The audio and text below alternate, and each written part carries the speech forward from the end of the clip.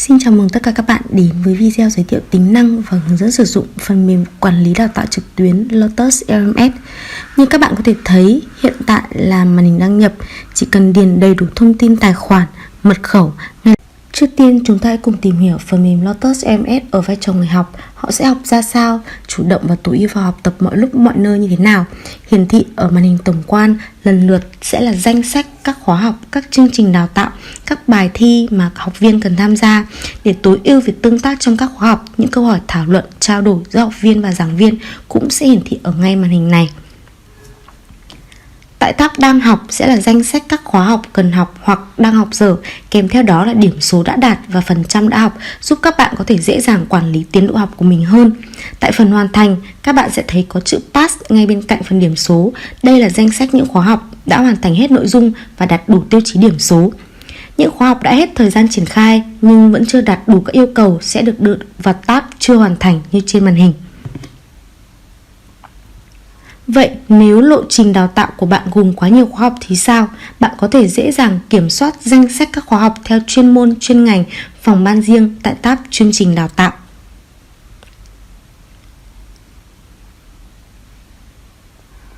Tại tab lớp học ảo, học viên có thể dễ dàng quản lý danh sách các khóa học cần tham gia theo lịch đã được lên sẵn. Ở tab này sẽ bao gồm tên lớp, thời gian diễn ra, giảng viên và tình trạng diễn ra.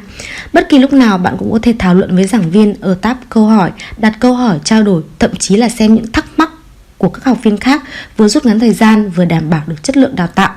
Sau một quá trình học tập, tất nhiên sẽ không thể thiếu những bài test để khảo sát, đánh giá lại chất lượng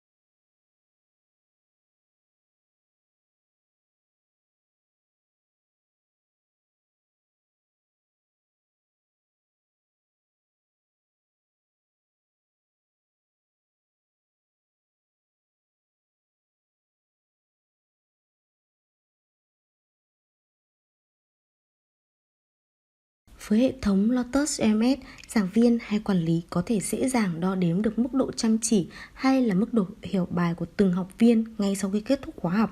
Cụ thể, chúng ta hãy cùng đi vào chi tiết của khóa học để hiểu hệ thống sẽ hỗ trợ việc đo đếm đánh giá này như thế nào. Khi vào chi tiết của khóa học, đầu tiên chúng ta sẽ thấy giao diện tóm tắt khóa học, bao gồm thời gian kết thúc khóa học, phần trăm hoàn thành khóa học,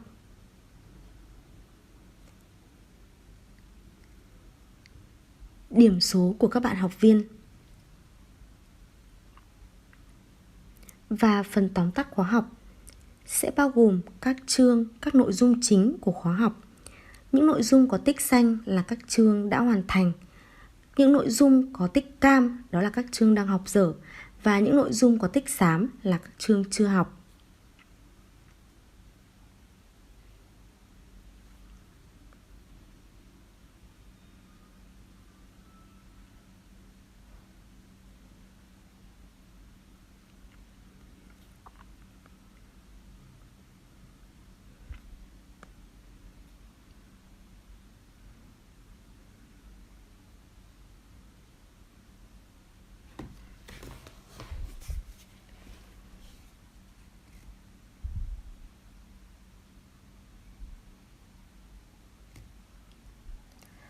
Tại phần điểm và tiến trình sẽ hiển thị tình trạng đạt hay chưa đạt khóa học.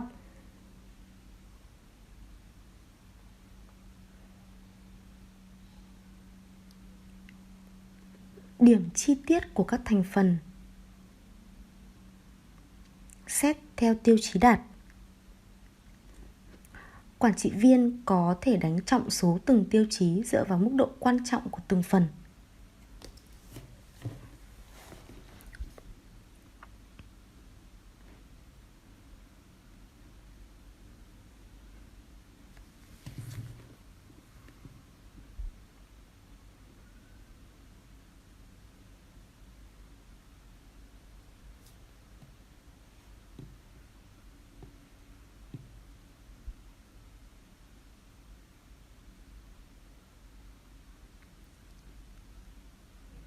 Phần ghi chú sẽ lưu lại những ghi chú hay, những nội dung hay, quan trọng của khóa học.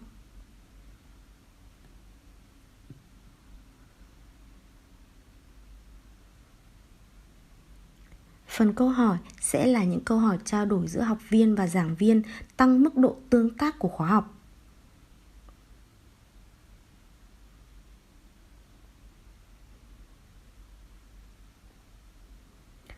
Phần tài liệu tham khảo sẽ là những cái tài liệu học tập học viên có thể xem trực tiếp hoặc tải về để tham khảo và ôn luyện những kiến thức của khóa học.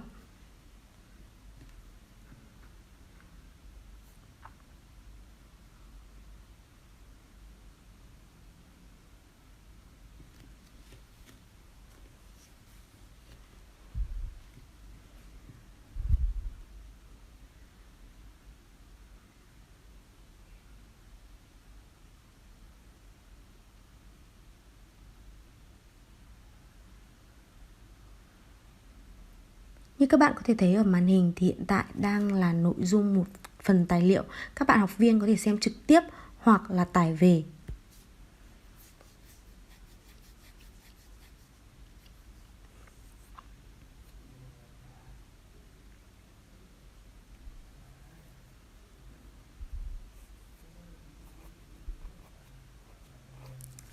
Vậy đi vào cụ thể từng khóa học thì sao?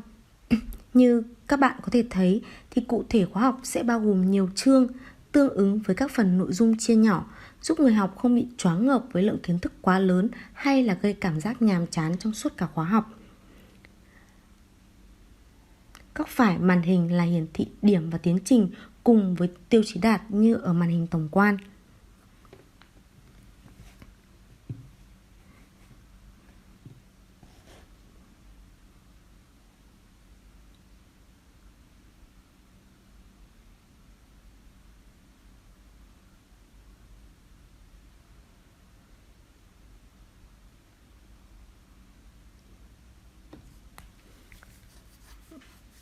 Với những nội dung bài học là dạng video, giảng viên có thể dễ dàng cài đặt các câu hỏi ở giữa video, vừa tránh trường hợp các bạn học viên tua để trôi video, vừa giúp cô đọng lại kiến thức, khiến người học nhớ bài lâu hơn. Vậy nếu trả lời sai, người học hoặc sẽ được đi tiếp, hoặc sẽ phải xem lại video đến khi trả lời đúng, tùy theo mức độ quan trọng của khóa học và theo cài đặt của giảng viên.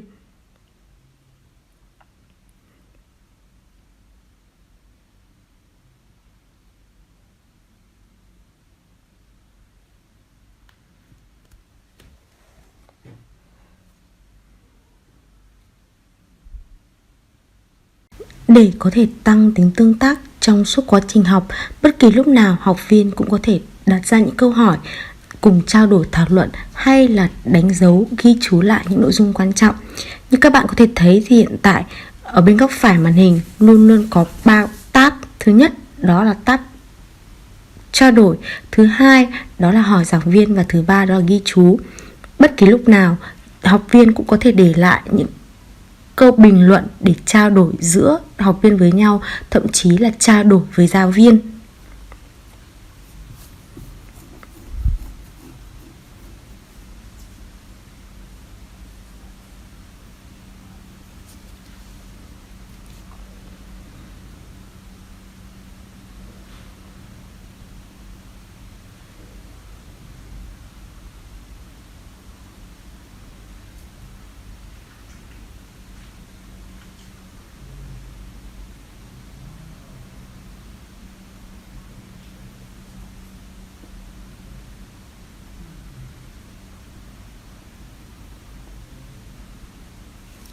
Hay là có thể đặt ra những câu hỏi để nhận được câu trả lời từ giảng viên, những thắc mắc về bài học.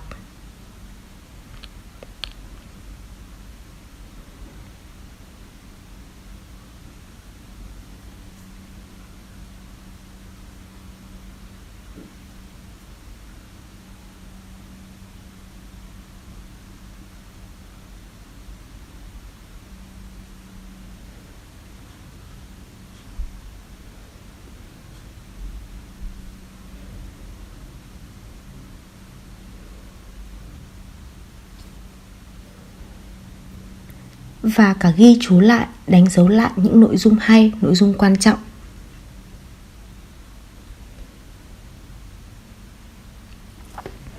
Lotus LMS hỗ trợ rất nhiều những dạng định dạng, ví dụ là những dạng video có thể dẫn link ngoài như YouTube, Vimeo,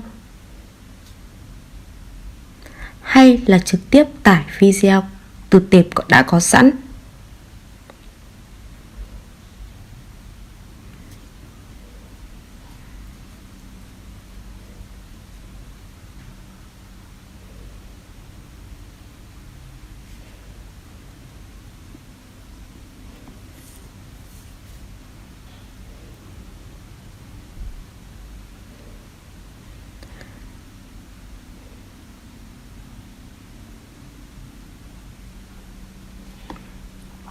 Tùy tính chất khóa học, giảng viên cũng có thể cài đặt bắt buộc học viên phải học tuần tự, nghĩa là như các bạn đang thấy trên màn hình, nếu học viên chưa học hay là hoàn thành chương trình học bên trên thì chương tiếp theo sẽ không được mở và không thể tham gia học.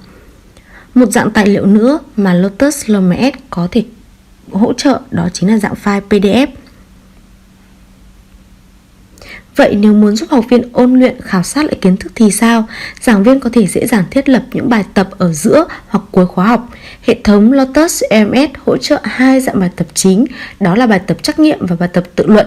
Với bài tập trắc nghiệm thường sẽ có hai dạng là bài ôn tập và bài kiểm tra.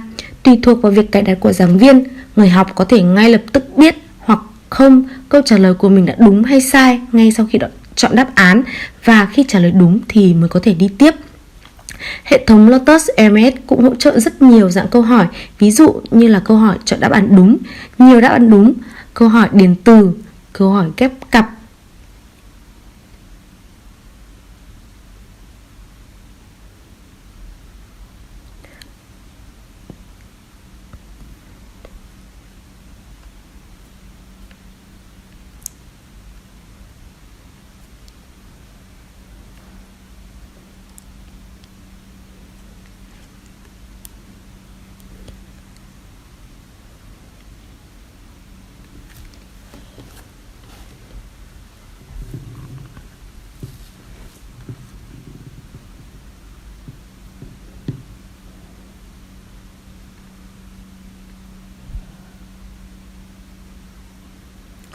câu hỏi sắp xếp.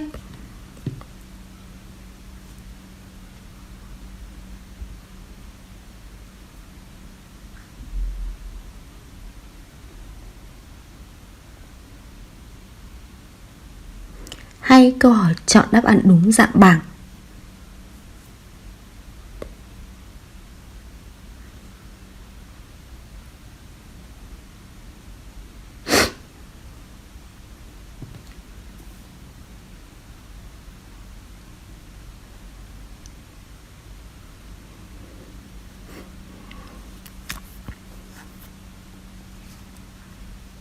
Ngay sau khi kết thúc bài làm, người học có thể biết được điểm số, số câu trả lời đúng của mình.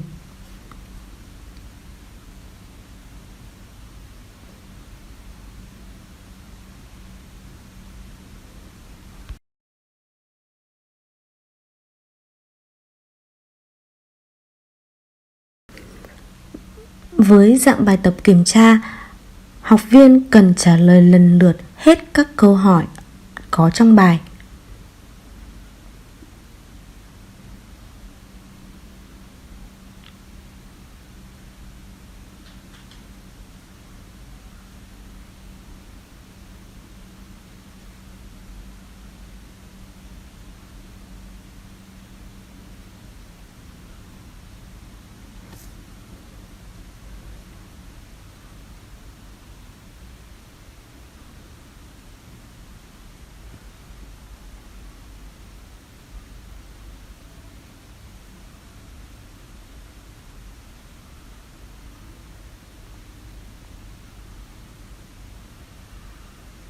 Khi đã hoàn thành, bấm nút kết thúc. Ngay lập tức sẽ nhận được điểm số cũng như là số câu trả lời đúng của mình.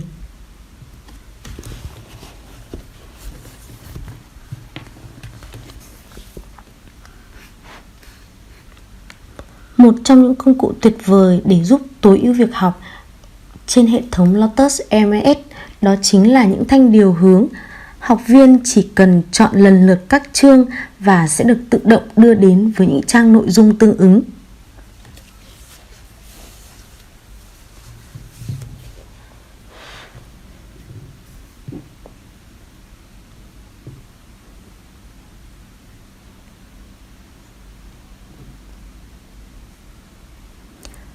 Học viên cũng có thể đồng thời vừa xem video vừa xem những nội dung kiến thức dạng text để có thể kết hợp việc học tối ưu kết quả đào tạo.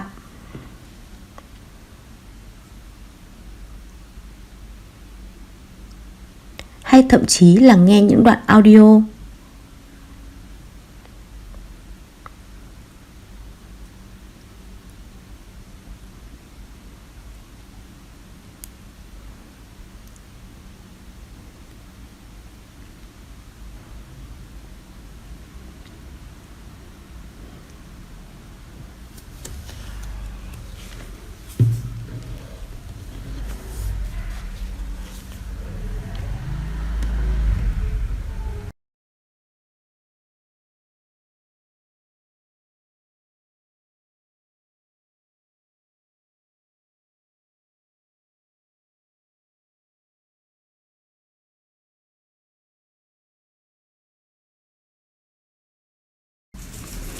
Với dạng bài tập tự luận, người học có thể trả lời bằng cách trực tiếp đánh hoặc dán nội dung đã chuẩn bị sẵn.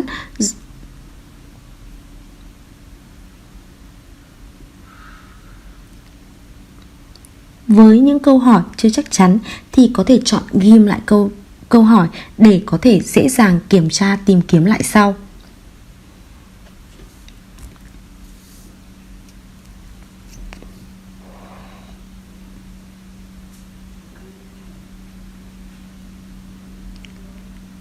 Sau khi đã hoàn thành xong câu trả lời của mình, chỉ cần bấm nộp bài.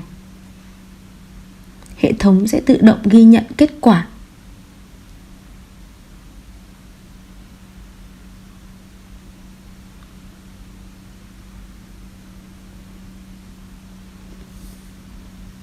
Với những câu hỏi chưa chắc chắn thì có thể chọn ghim lại câu hỏi để có thể dễ dàng kiểm tra tìm kiếm lại sau.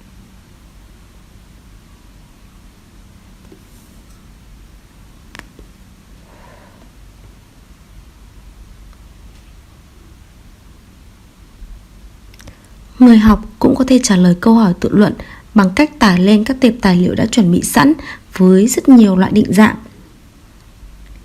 Ví dụ như Excel, PowerPoint, Word, video, audio thì hệ thống Lotus LMS cũng đều hỗ trợ.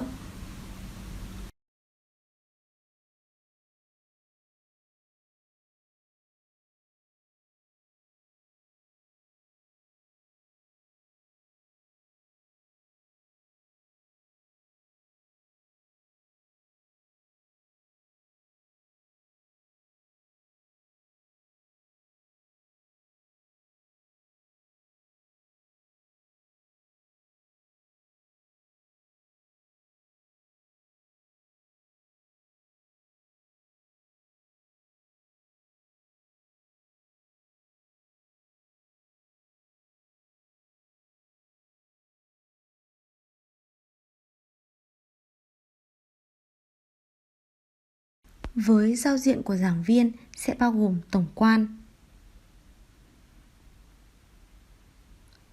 khóa học của tôi gồm danh sách các khóa học mà giảng viên đang đảm nhiệm.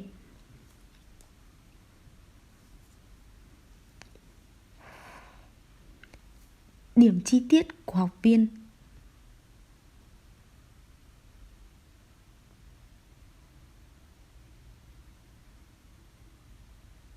Bao gồm các khóa học. Tìm học viên theo mail.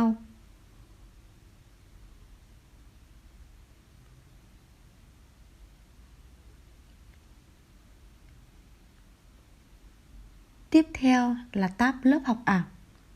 Sẽ là danh sách các lớp học mà giảng viên đã, đang và chuẩn bị tham gia. Phần câu hỏi sẽ là những câu hỏi mà giảng viên cần giải đáp cho học viên tại đây.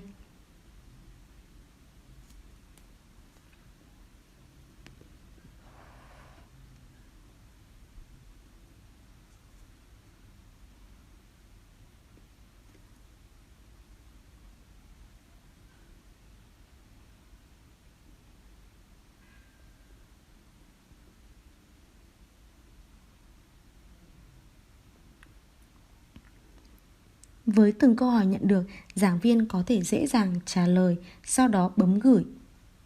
Học viên sẽ ngay lập tức nhận được câu trả lời đó của giảng viên.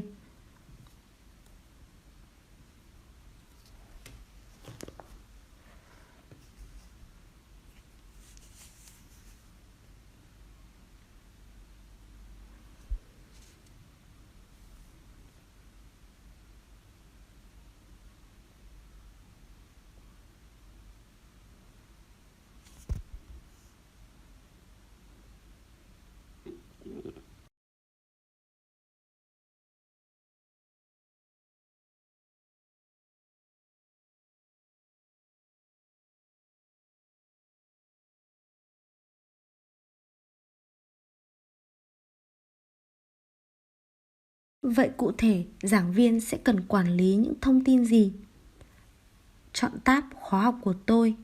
Giao diện hiện lên sẽ bao gồm chấm bài luận, lớp học ảo, câu hỏi của học viên và thảo luận. Giảng viên cũng sẽ nắm được biểu đồ tỷ lệ học viên đã hoàn thành khóa học hay là chưa đạt khóa học.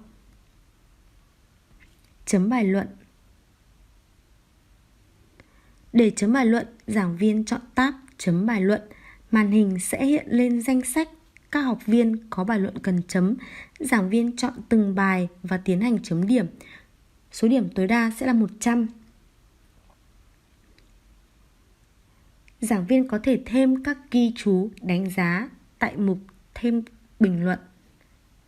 Sau khi chấm xong, chọn cập nhật, hệ thống sẽ tự động ghi nhận kết quả. Lần lượt đối với các học viên tiếp theo hay những câu hỏi tiếp theo cũng thực hiện tương tự như vậy.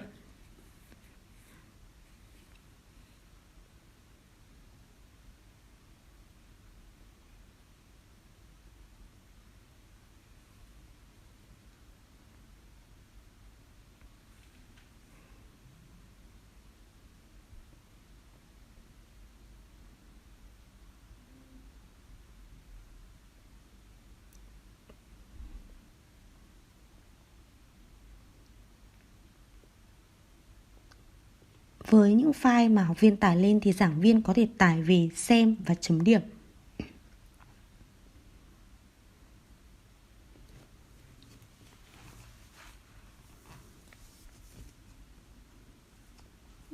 Chấm theo từng câu hỏi.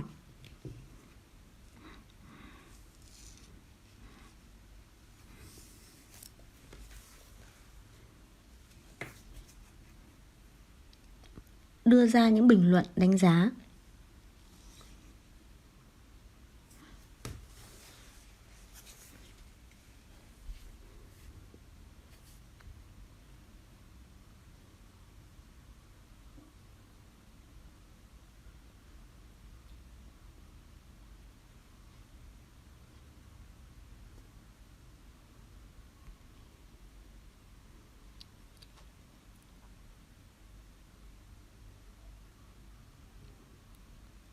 Giảng viên có thể chọn chấm theo câu hỏi hoặc chấm theo học viên tùy trường hợp.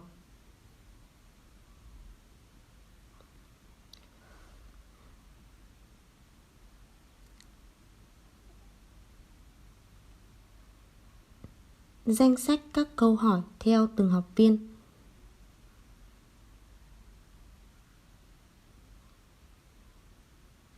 Chọn học viên. Xem chi tiết bài làm của học viên.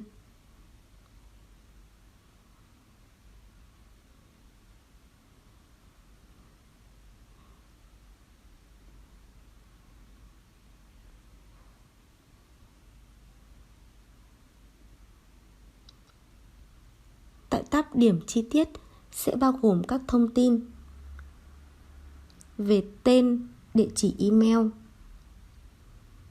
điểm đạt, số lần có thể, điểm các tiêu chí đạt, tình trạng đạt khóa học, điểm bài thi, tình trạng đạt chương trình và xem chi tiết.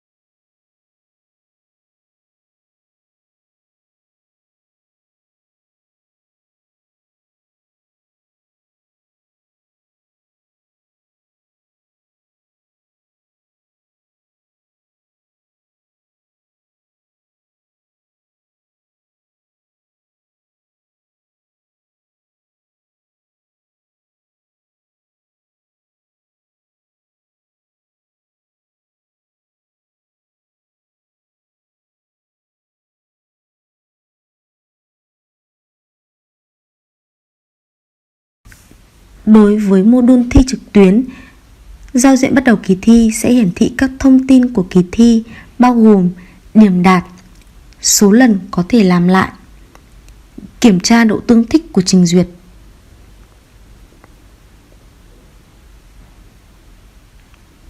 Khi bấm tham gia cuộc thi, màn hình sẽ hiển thị nhập mã OTP đã được cung cấp để đảm bảo tính minh bạch cho kỳ thi. Chỉ khi nhập đúng mã thì học viên mới có thể tham gia kỳ thi.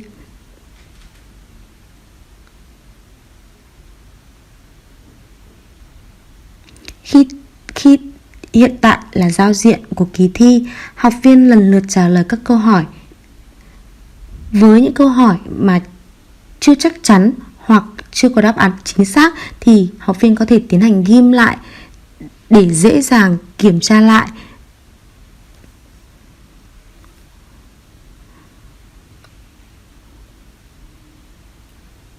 Ghim lại những câu hỏi chưa chắc chắn.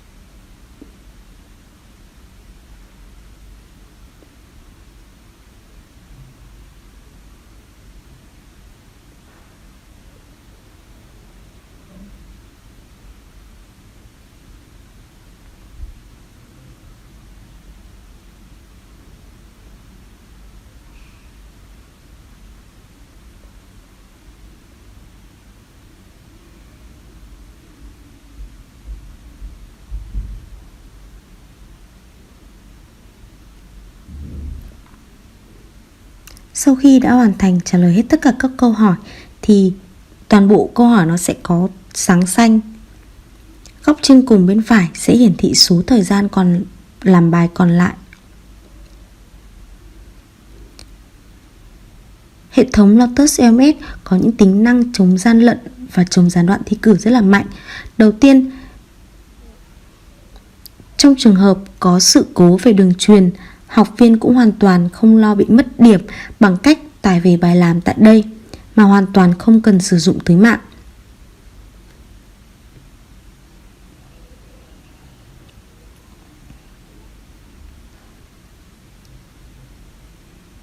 Bài làm sẽ được lưu lại dưới dạng một đoạn mã. Học viên sẽ chỉ cần lưu lại tiệp này và gửi cho người quản trị để được ghi nhận kết quả bài thi. Sau khi hoàn thành các câu hỏi, chọn kết thúc bài thi. Giao diện sau khi nộp bài sẽ bao gồm số lần còn được làm bài lại, chi tiết bài đã làm, điểm số tùy tính chất của cuộc thi sẽ được hiển thị hay không, ngày giờ tham gia thi và số phút làm bài. Để tham gia lớp học ảo, chọn tab lớp học ảo. Màn hình sẽ hiển thị danh sách các lớp cần tham gia, đã diễn ra và sắp diễn ra. Chọn tham gia vào lớp học ảo. Chọn chế độ nghe và nói hoặc chỉ nghe, sau đó thực hiện các bước kiểm tra âm thanh như hướng dẫn.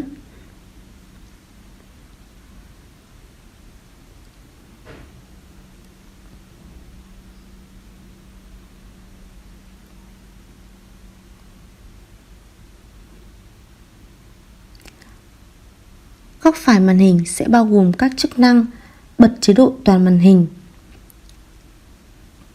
cài đặt, về chúng tôi, hỗ trợ, bàn phím, kết thúc lớp học và đăng xuất. Thanh công cụ bên dưới sẽ bao gồm các tính năng tương tác như viết chữ, gạch chân, khoanh tròn,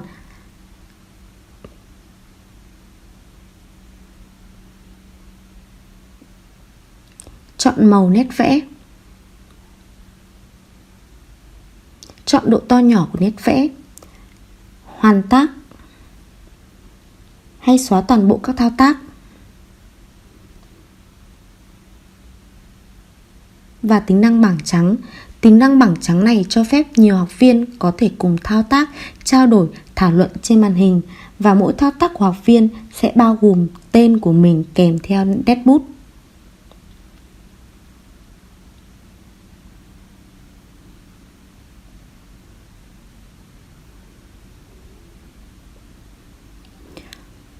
Góc bên dưới màn hình bao gồm bật tắt mic, bật tắt camera và chia sẻ màn hình.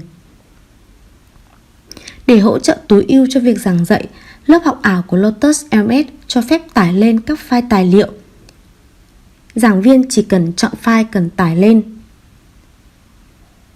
sau đó bấm xác nhận. Ngay lập tức, file đó sẽ được hiển thị trên màn hình của học viên.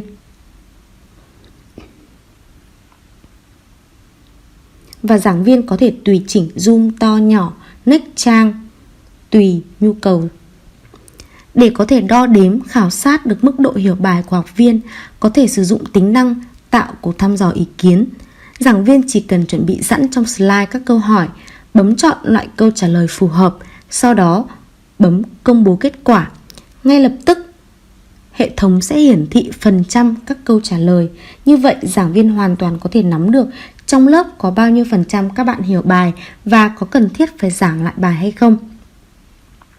Để tận dụng tối đa các nguồn tư liệu bên ngoài, giảng viên có thể dễ dàng chia sẻ các video liên quan đến bài học bằng tính năng chia sẻ video. Chỉ cần dán link từ các nguồn như YouTube, Vimeo, ngay lập tức video đó sẽ hiển thị trên màn hình học viên. Giảng viên có thể tùy chỉnh, tạm dừng, cho chạy, tua.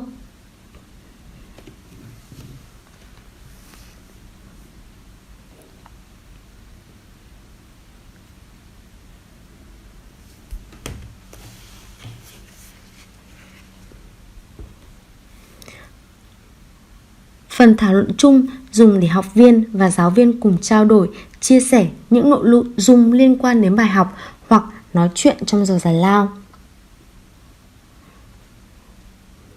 Với những nội dung hay, giảng viên có thể lưu lại bằng tính năng ghi chú.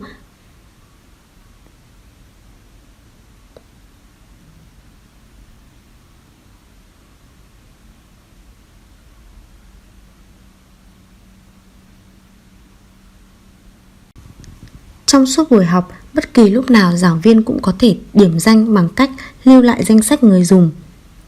Ngay lập tức, hệ thống sẽ trả về một file trong đó có thời điểm lưu lại tên người dùng và danh sách những tài khoản đang online.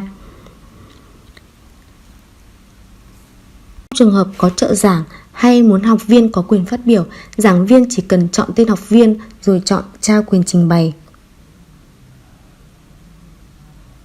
Tại mục khóa người xem, giảng viên có thể chủ động cấp quyền nói, thảo luận chung, xem camera, chat riêng cho học viên tùy ý. Trong trường hợp muốn chia lớp thành nhiều nhóm để trao đổi, quản lý, chọn mục chia nhóm thảo luận. Giảng viên có thể dễ dàng chọn lựa số nhóm, thời gian thảo luận, thành viên trong từng nhóm hoặc chia nhóm ngẫu nhiên. Ngay khi giảng viên bấm tạo nhóm, lớp học sẽ được chia thành số nhóm như chỉ định và giảng viên có thể tham gia vào từng nhóm để quản lý, giám sát.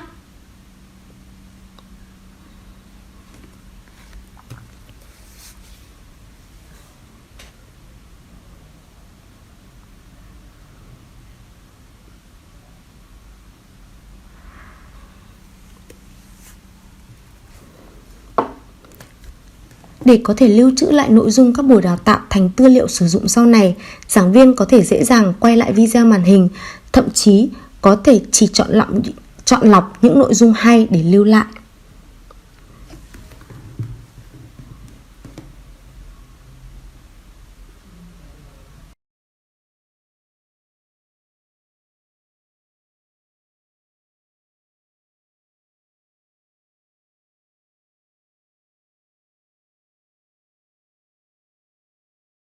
Với vai trò của quản trị viên sẽ dễ dàng quản lý các thông tin khóa học, người học. Tại mục Avatar, chọn Quản trị. Đầu tiên, với chương trình đào tạo, màn hình tổng quan sẽ hiển thị tất cả các thông số đạt, chưa đạt, tỷ lệ tham gia khóa học.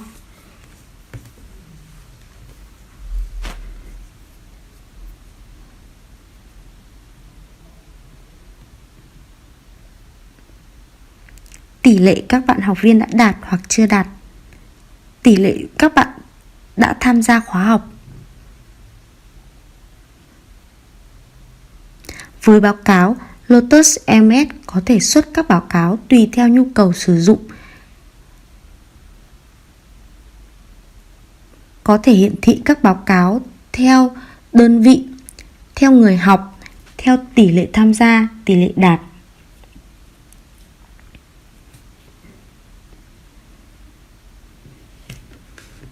Một số thao tác cơ bản khi sử dụng hệ thống Lotus LMS. Đầu tiên là thêm giảng viên vào chương trình đào tạo. Tại tắt chương trình đào tạo, chọn giảng viên, chọn thêm mới giảng viên. Sau đó chọn trong danh sách những giảng viên cần thêm vào chương trình đào tạo.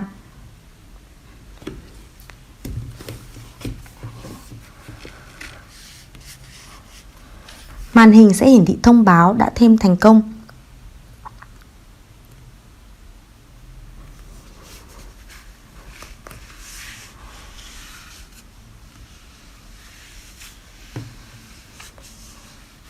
Thao tác thứ hai cần sử dụng trên hệ thống Lotus LMS đó chính là cài đặt tiêu chí đạt.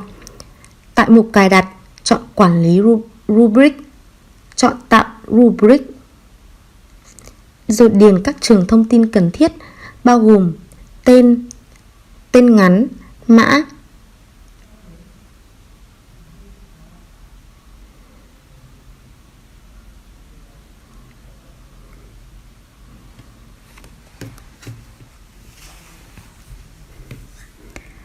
chọn các tiêu chí thành phần.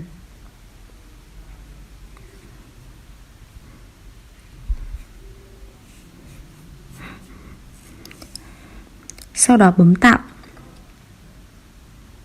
Hệ thống sẽ thông báo đã tạo thành công. Sau đó quay trở lại màn hình chương trình đào tạo.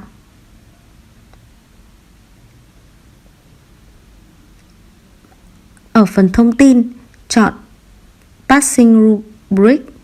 Sau đó chọn tiêu chí đạt phù hợp cho chương trình đào tạo và chọn cập nhật.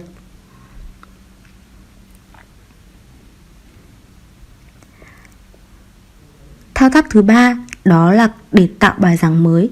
Chọn tab môn học. Sau đó chọn tạo bài giảng mới. Điền các trường thông tin cần thiết, bao gồm tên khóa học, cây học thuật, tổng quan khóa học, nội dung khóa học,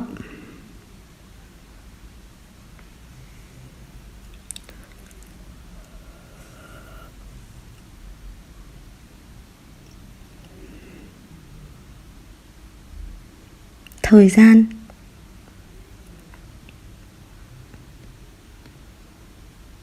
các file tài liệu, ảnh bìa của khóa học,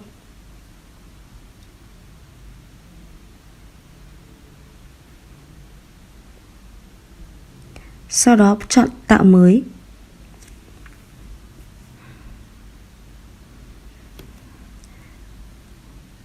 Một khóa học sẽ bao gồm các trường thông tin, tổng quan, chỉnh sửa thông tin, nội dung khóa học, chương trình, khóa học, cài đặt tiêu chí đạt.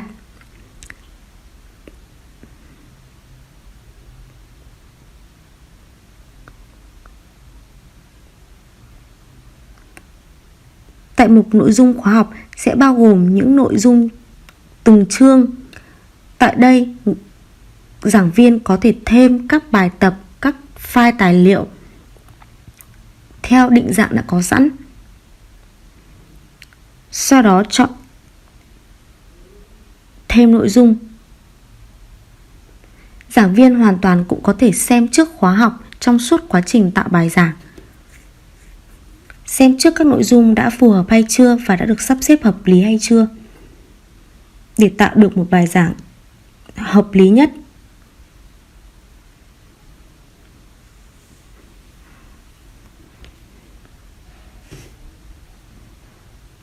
Cuối cùng quay trở lại màn hình tổng quan, chọn duyệt khóa học để hoàn thành tạo khóa học.